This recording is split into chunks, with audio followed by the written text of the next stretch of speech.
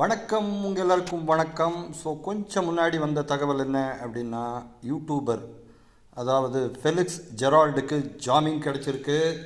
ஷவுக்கு சங்கரோட கேஸில் இவரையும் அரெஸ்ட் பண்ணியிருந்தாங்க. ரெண்டு பேரும் பெண் காவலர்களை பற்றி கொஞ்சம் மோசமாக பேசியிருந்ததுனால ரெண்டு பேரையும் அரெஸ்ட் பண்ணியிருந்தாங்க.